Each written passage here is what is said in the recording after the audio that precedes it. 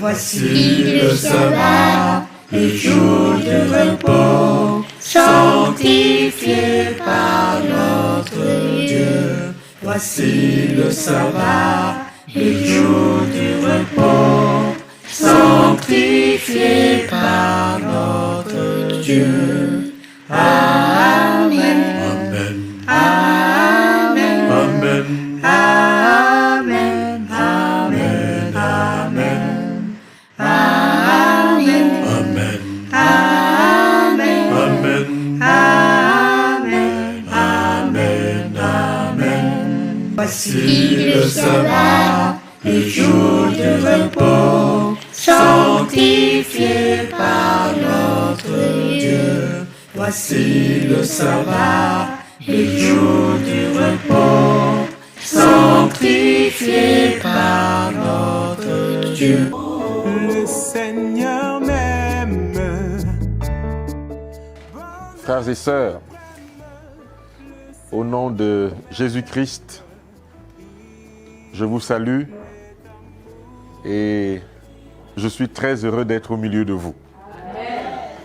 Si je pouvais avoir un vœu personnel, c'est que vous restiez ici. Et que vous ne construisez jamais une église. Parce que je suis personnellement heureux de me trouver dans ce qu'on appelle l'église de la fin des temps. Je voudrais vous donner quelques nouvelles de la fin des temps, avant de parler du message de ce soir. Et je prie le Saint-Esprit de vous aider à comprendre, enfants comme adultes, parce que certainement, dans cette salle, il y a des gens qui verront Dieu sans mourir. Amen. Les événements qui sont en train de se mettre en place montrent que le Seigneur Jésus-Christ de Nazareth n'a pas menti. Si ce n'est pas nous, nos enfants vont le faire. Amen. Mais nous croyons que c'est nous et nos enfants, en même temps, qui allons le faire. Amen. Et c'est dans très peu de temps. Le 25 juillet 2021, il s'est passé quelque chose en France en particulier. La prophétie nous a dit et nous a enseigné depuis des décennies que beaucoup de choses viendront des États-Unis d'Amérique. Nous avons ça dans l'esprit de prophétie. Mais depuis un certain temps, nous voyons le contraire se passer. C'est-à-dire que beaucoup plus d'événements viennent d'abord de l'Europe et commencent à impacter les États-Unis. Les derniers événements qui sont venus des États-Unis datent pratiquement de 2001. Vous savez, les fameuses tours qui sont tombées. Mais depuis un certain temps, certaines choses qui sont prédites un peu par la prophétie viennent de la France. Je parlais donc du 25 juillet, si je ne me trompe pas de la date, c'est 1 ou 2 jours avant, mais je pense que c'est cette date-là. 2 pasteurs femmes se sont mariés dans une église protestante en France. Et c'est cette église protestante-là qui est majoritaire dans ce qu'on appelle la Fédération protestante de France. Ça veut dire que 2 femmes qui vont se marier ensemble d'abord à la mairie et viennent faire la bénédiction dans une église protestante en France. Est-ce que vous me suivez? Elles sont pasteurs de 2 églises différentes et elles s'aiment, donc en réalité, elles sont des lesbiennes. Et elles sont pasteurs de 2 églises et leur mariage a été célébré dans une église protestante en France. Vous allez me dire, mais mon frère, c'est en France. Eh bien, si vous suivez les réseaux sociaux avec moi, vous allez vous rendre compte qu'il y a quelques jours, un homme suisse et un Camerounais sont venus ici à côté à Konolinga, dans ma région, n'est-ce pas? Et le blanc suisse, avec ses millions de francs suisses, est venu doter un homme camerounais. Camerounais avec son amant de nationalité suisse, plusieurs s'interrogent et se demandent comment ce couple a-t-il réussi à organiser son mariage traditionnel au Cameroun, sachant que la loi du pays interdit formellement l'homosexualité. Raoul Christophe Biard nous en parle. Voici Bengono Georges en train de vivre sa propre dot. Il a fait le buzz sur la toile la semaine dernière lors de son mariage avec son mari. il vient d'atterrir dans son village dans l'arrondissement d'Akonolinga pour la partie traditionnelle. Dans un village ici à Akonolinga. Et vous savez comment les pays africains sont traditionnalistes, n'est-ce pas? Mais le village tout entier a accepté comment? La dot. Ce sont des événements graves. Et vous savez que l'une des fois que Dieu s'est levé lui-même et est descendu sur terre pour visiter ce qui se passait, c'était à quel moment? À Sodome et Gomorrhe. Il a dit, moi-même je viens pour savoir si ce qui m'est rapporté était comment? Vrai. Et Dieu est descendu lui-même et il a constaté que le rapport que les anges faisaient de Sodome et Gomorrhe était comment? Une réalité. On vous dit donc, en l'espace de quelques temps, en 2021, en l'espace de quelques semaines, 2 pasteurs femmes se sont mariés. Et 2 hommes sont venus célébrer une dot dans un pays traditionnaliste, alors que la loi camerounaise n'autorise pas cela, ont célébré cette dot et ont mangé et bu en l'honneur de ce mariage abominable devant l'Éternel. Eh bien, mes frères et sœurs, si vous doutez que Jésus revient, je pense que l'on se trompe. Et c'est d'ailleurs pour cette raison qu'au nom de Jésus-Christ, j'invite votre attention ce matin, même à vous les enfants, d'écouter ce que le Seigneur va nous dire ce matin. Parce que c'est important pour vous et pour moi. Quelles sont les décisions que nous prenons maintenant? Et j'ai toujours été étonné des paroles du Christ, souvent d'une violence, souvent portées dans une réflexion extrême.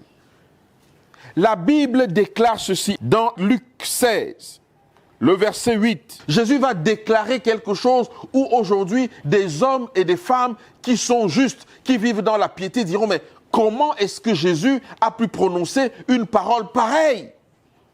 La Bible déclare ceci. Le maître loua l'économe infidèle de ce qu'il avait agi prudemment.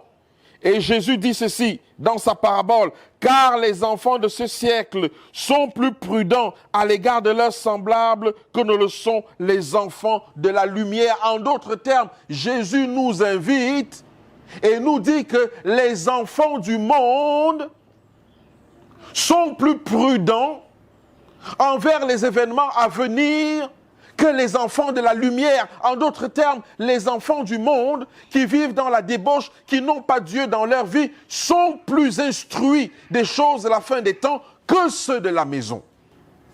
Comment Jésus-Christ peut louer quelqu'un qui est infidèle?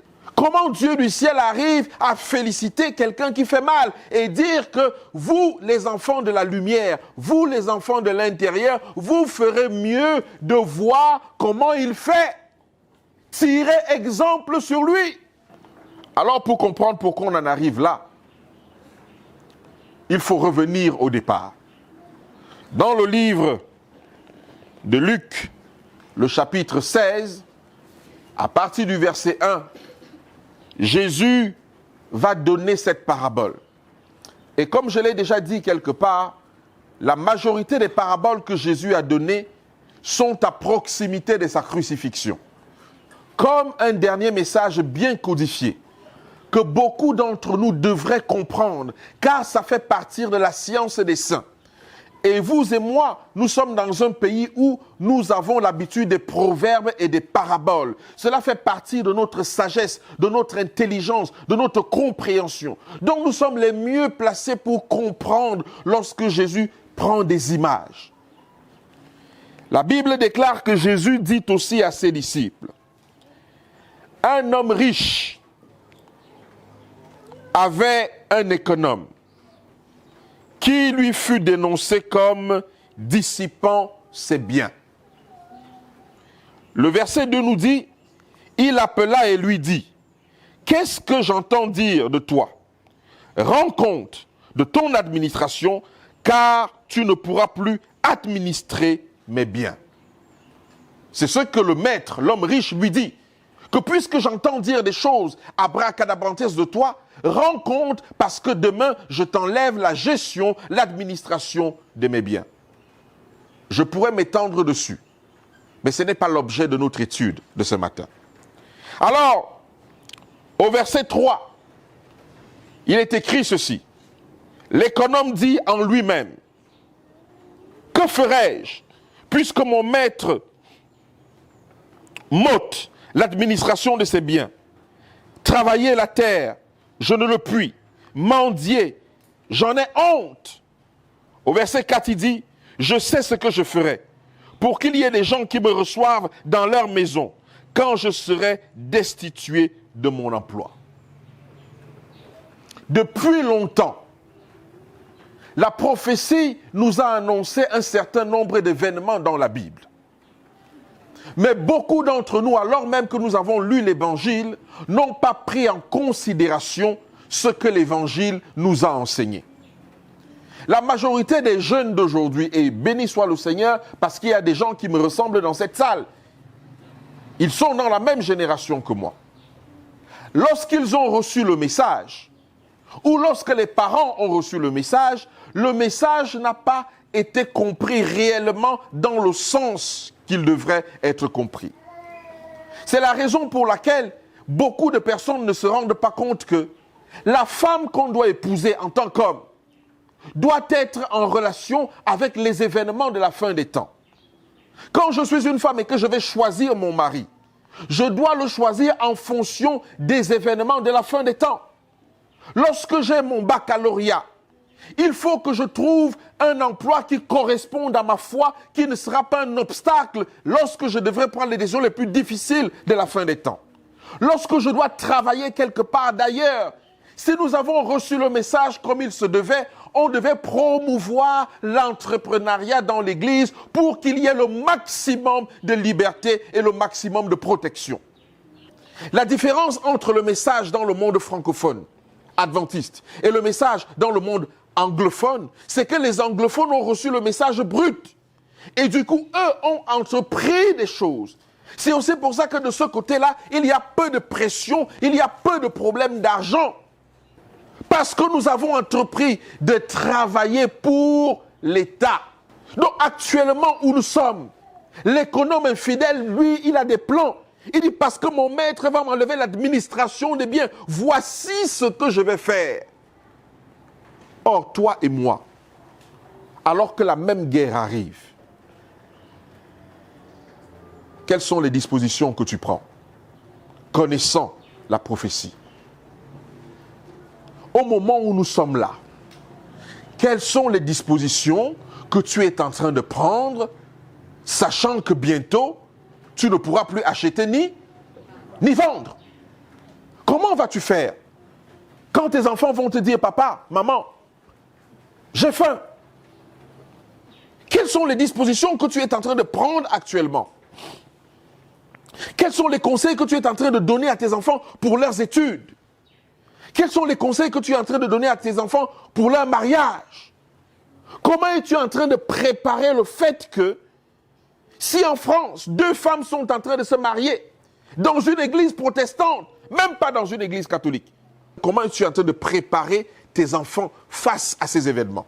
Lorsqu'on va leur imposer, si jamais tu refuses le vaccin, ce n'est pas le sujet aujourd'hui, de prendre ce vaccin avec toutes les conséquences possibles, quels sont les mécanismes que tu as déjà prévus justement pour cette affaire-là?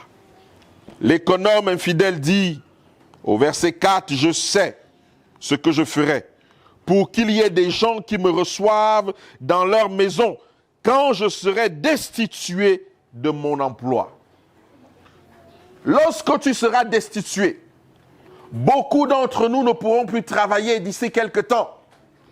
Nous serons destitués de nos emplois.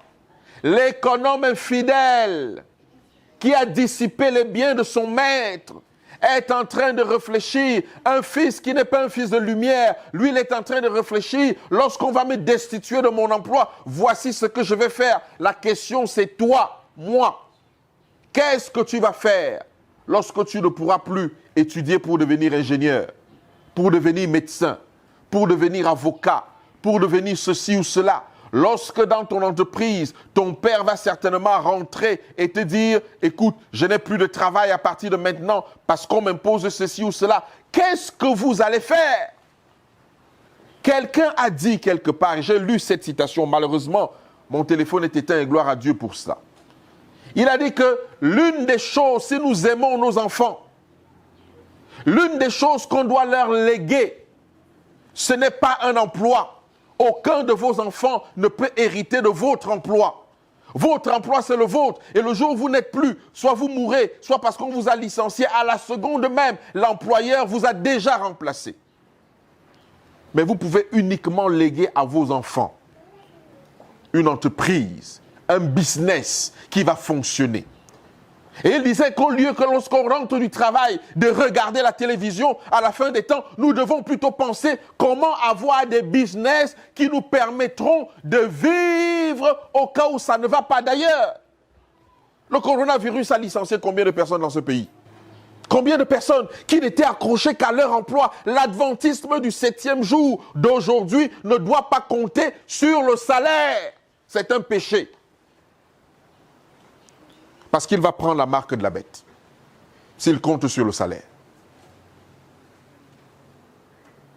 Il doit compter sur l'entrepreneuriat, sur un business, sur une façon de fonctionner qui fait qu'il est autonome et qu'il sorte progressivement d'un certain nombre d'addictions du monde, où tout le monde est.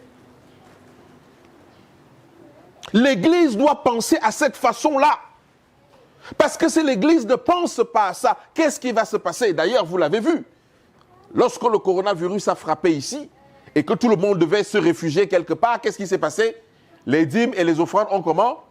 Diminué. N'est-ce pas? Et qui a ressenti le poids de la chose? Le clergé, n'est-ce pas?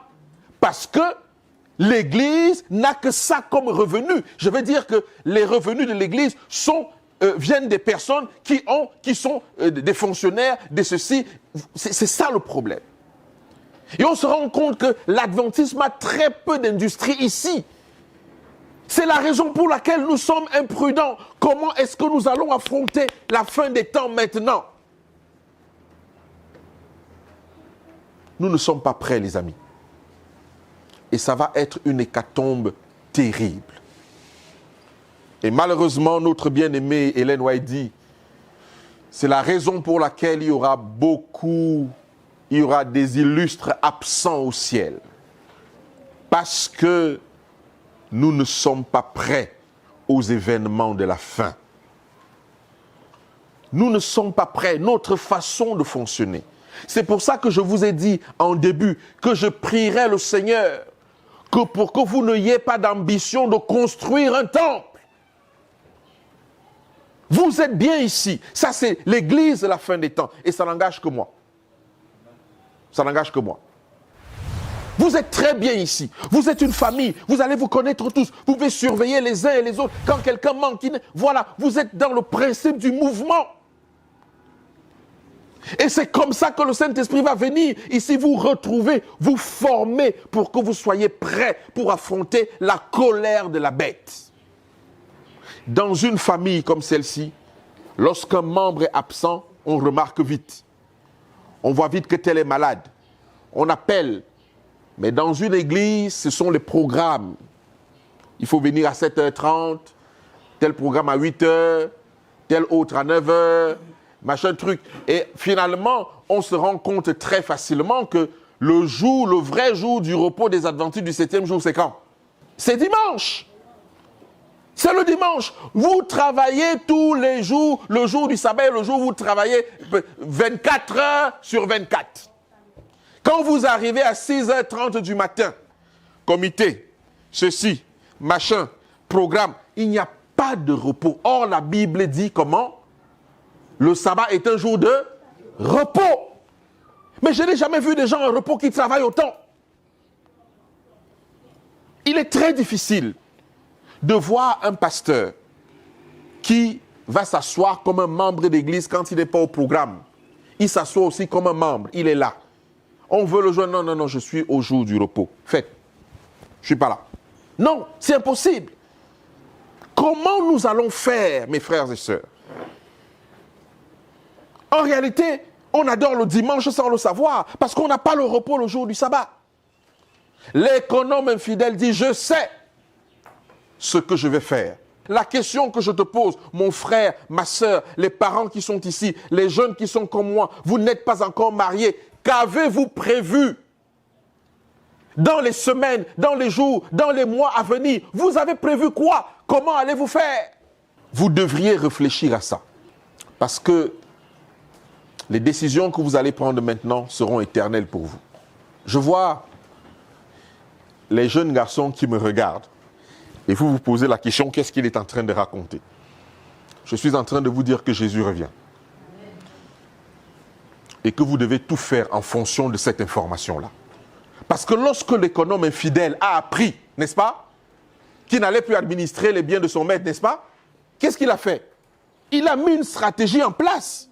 Vous qui savez que le Seigneur revient, vous qui savez que l'abomination a déjà atteint son paroxysme, vous qui savez que le contrôle de la population mondiale a commencé, vous qui savez qu'après le coronavirus, c'est le grand reset, la grande crise économique qui va appauvrir plus d'une personne.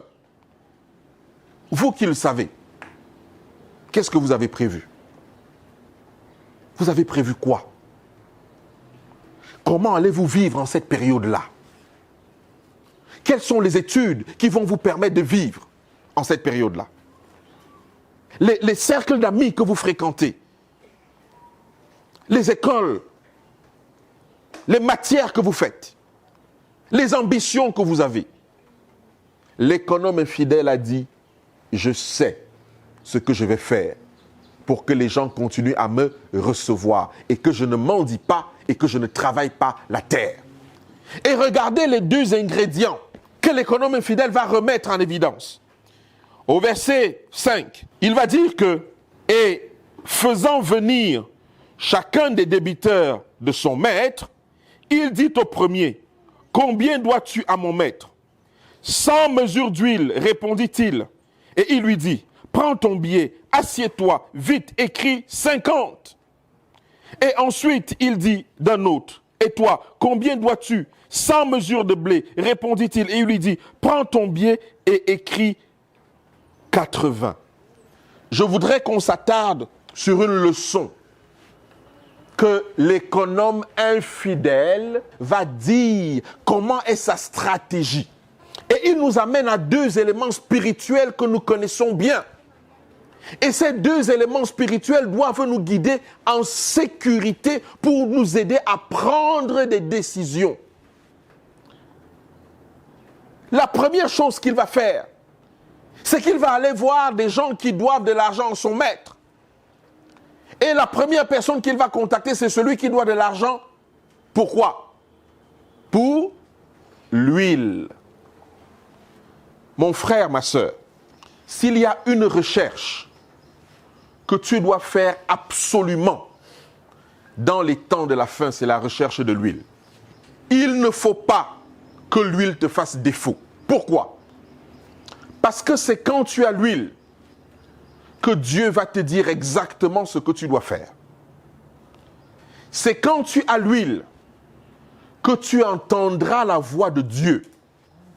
C'est quand tu as l'huile que tu sauras exactement ce qu'il faut faire. Et que tu entendras Dieu te dire, fais telles études, ne côtoie pas tel homme, tu ne peux pas te marier avec telle personne, tu dois plutôt faire tel emploi. La première chose, c'est l'huile. Et l'économe infidèle a compris ça. Il a dit, je m'en vais voir ceux qui doivent de l'huile à mon maître et je vais faire un ticket. Sur 100 mesures, il va payer 50. L'huile, c'est le symbole du Saint-Esprit. Amen.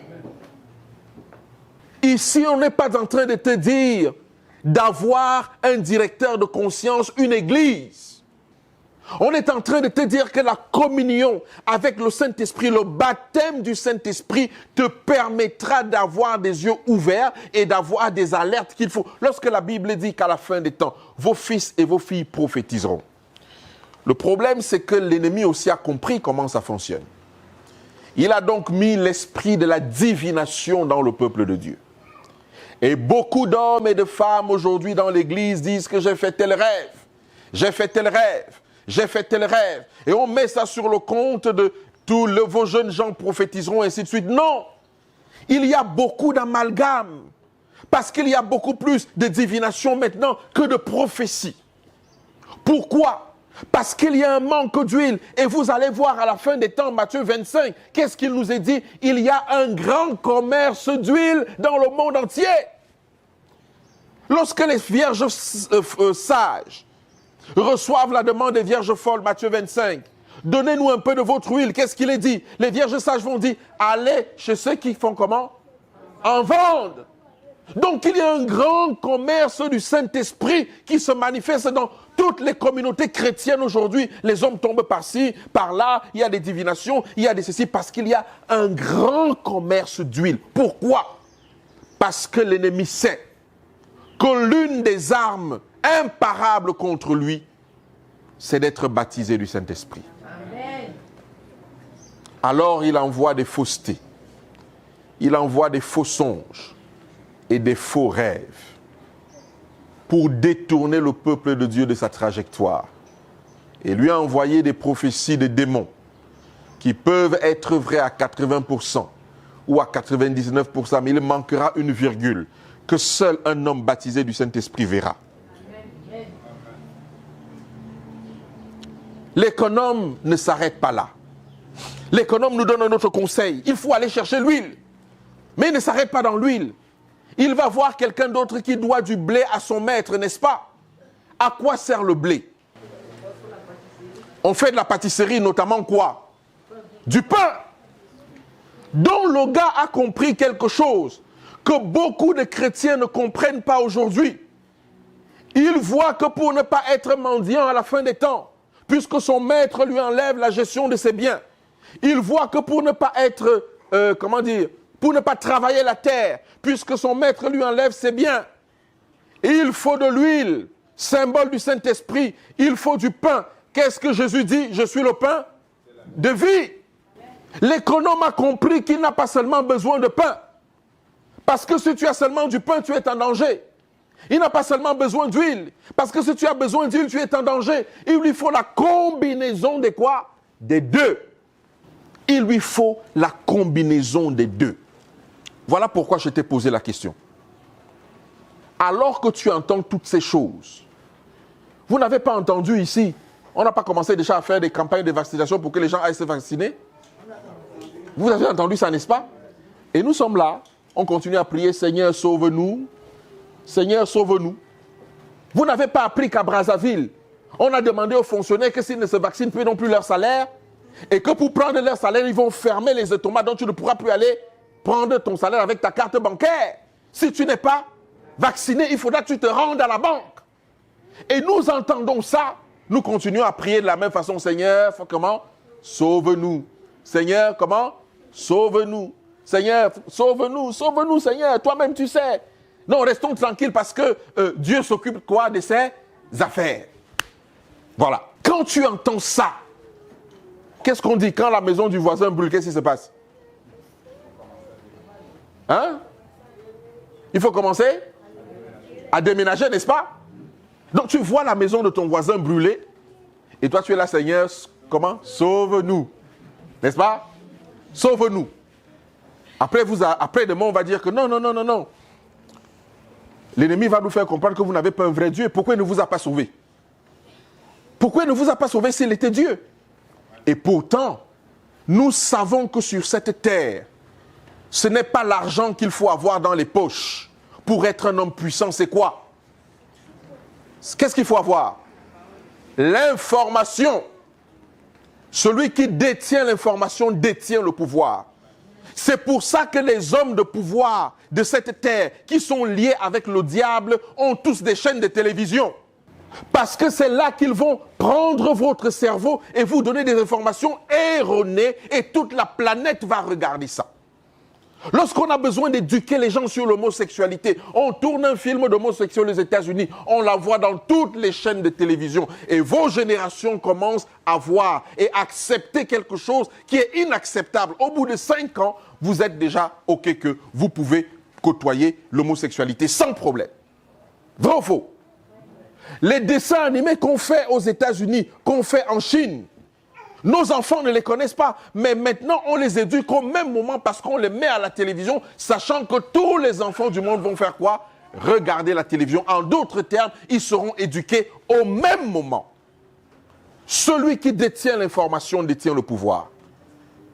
Et c'est pour ça qu'autant on avance, autant on va museler ceux qui vont dire le contraire, autant les chaînes de télévision populaires vont donner la fausse information pour vous rassurer et continuer à dire « Seigneur, fais comment? Sauve-nous ». Voilà pourquoi Jésus va dire au verset 8, « Le maître loua l'économe infidèle. Cet homme est un voleur.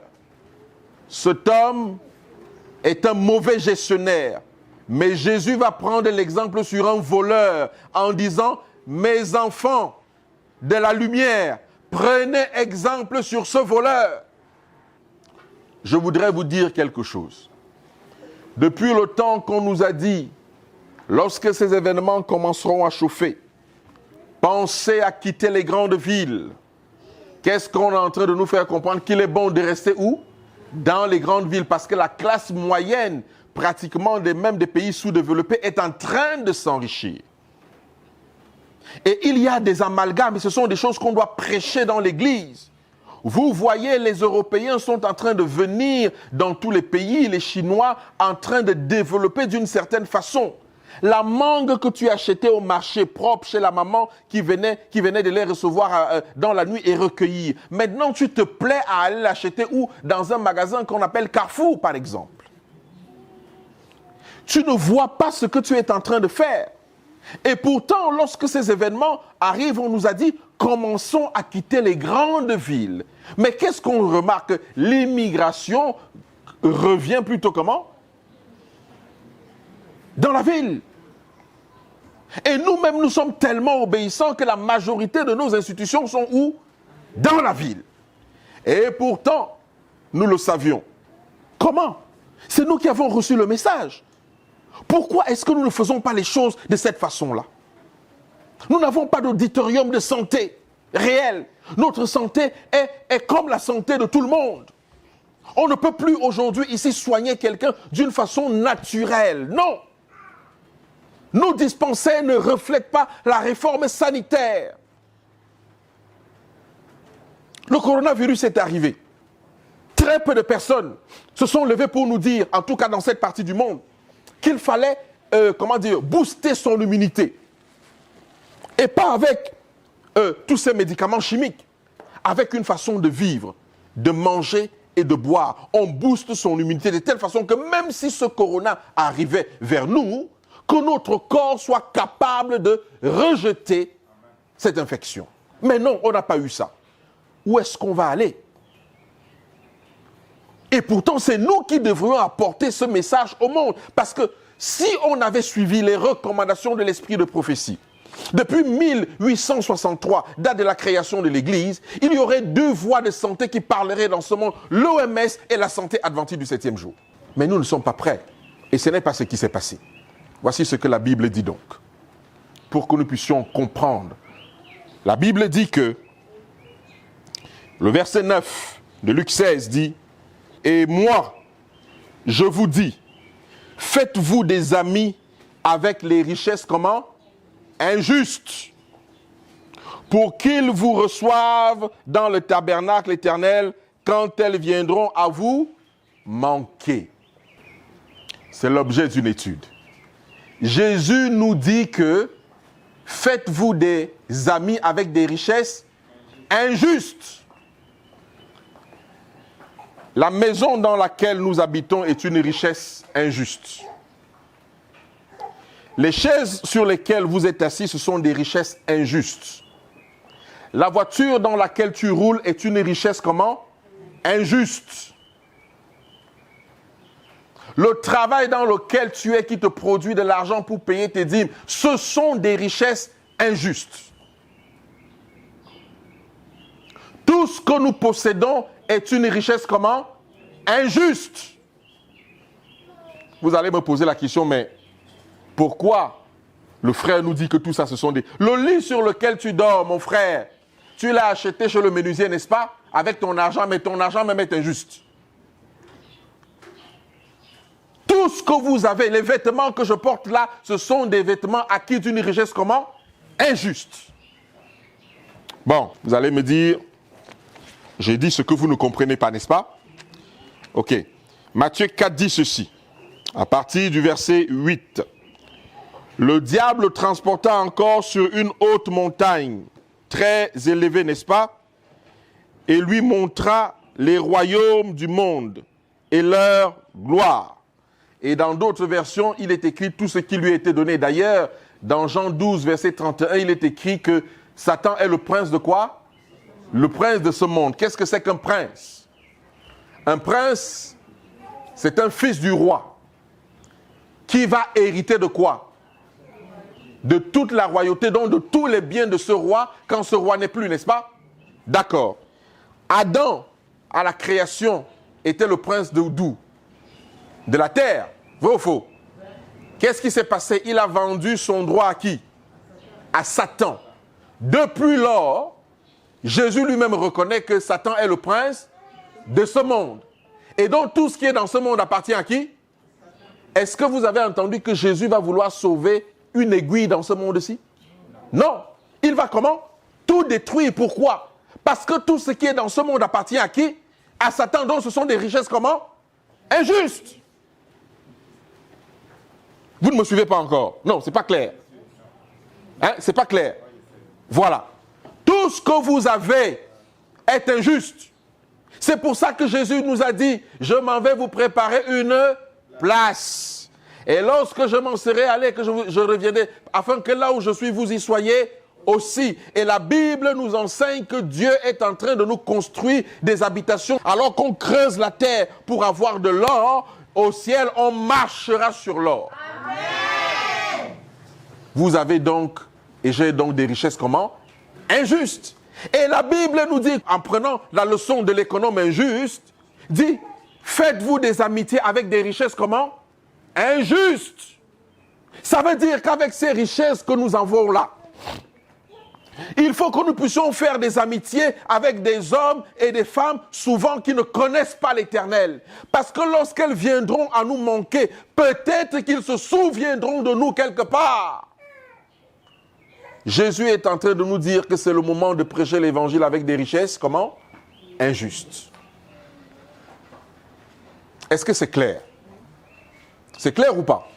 Retournons dans Luc, au chapitre 16, et nous allons finir là-dessus. Le chapitre 16.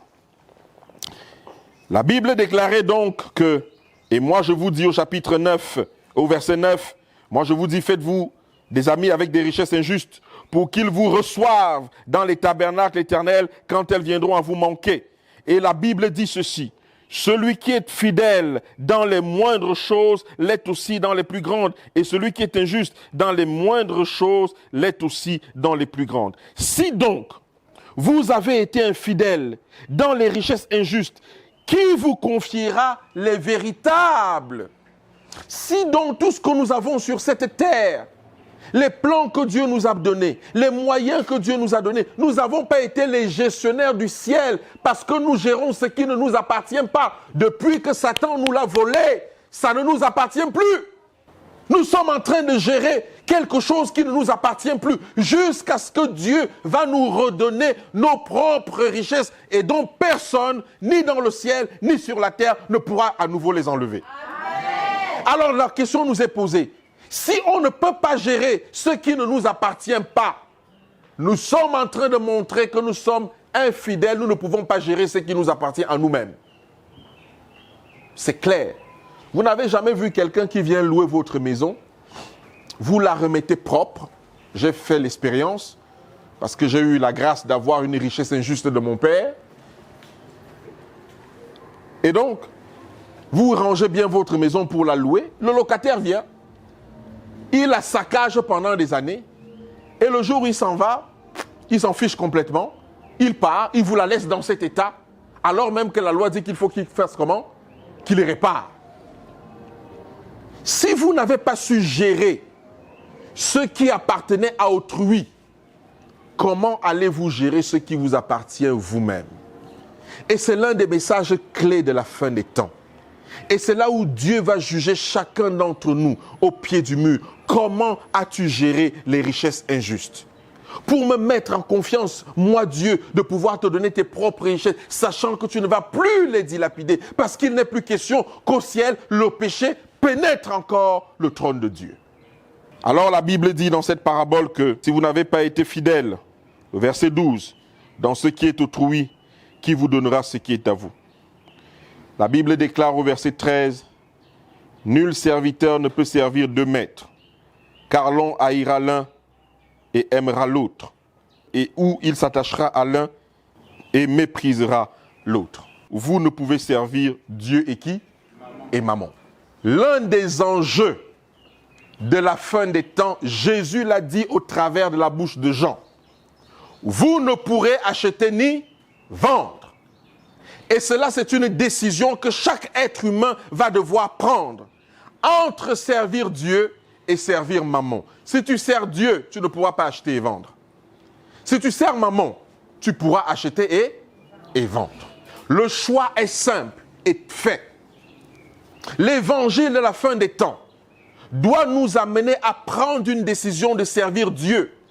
Car avec Dieu, on n'utilise pas l'argent et l'or, on marche dessus. Amen. Mais avec Mammon, on utilise l'argent fait de nous des hommes qui peuvent paraître sécuritaires. Mais la Bible ne s'est pas arrêtée là. La Bible dans Apocalypse 18 va dire que elle est tombée, Babylone la grande, en une heure. Toutes ses richesses sont dans les flammes. Amen. En une heure. En une heure. Il faut calculer ce que veut dire une heure dans la prophétie. Et vous verrez qu'en quelques mois, Babylone est tombée. Totalement. On ne peut donc pas servir Dieu et Mammon. L'une des décisions que le Seigneur veut que nous prenions ici, et nous donnons conseil au travers de l'économe infidèle, mon frère, ma sœur, je te conseille d'être comme cet économe infidèle. Lorsqu'il a entendu que son maître le démet de toutes ses fonctions, de toute son administration, il a dit qu'il faut qu'il recherche l'huile et le pain. Toi, fils du royaume, que recherches-tu en cette fin de temps? Toi qui as l'information, toi qui peux guider le monde, tu recherches quoi exactement? Les diplômes, la position, le moi, ou tu recherches comme l'économe, alors qu'il est infidèle, recherche quand même des choses spirituelles, l'huile et quoi? Le pain. Que le Saint-Esprit nous aide à prendre des décisions pour la fin des temps. La décision de me marier doit tenir compte des événements de la fin.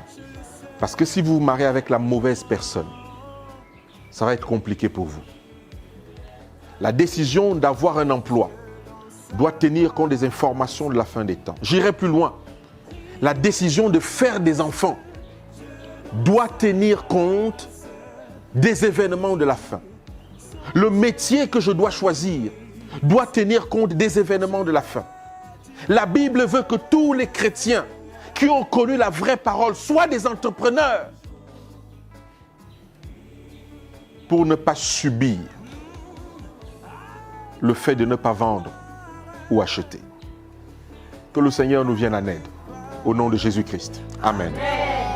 La gloire, Seigneur, pour l'éternité.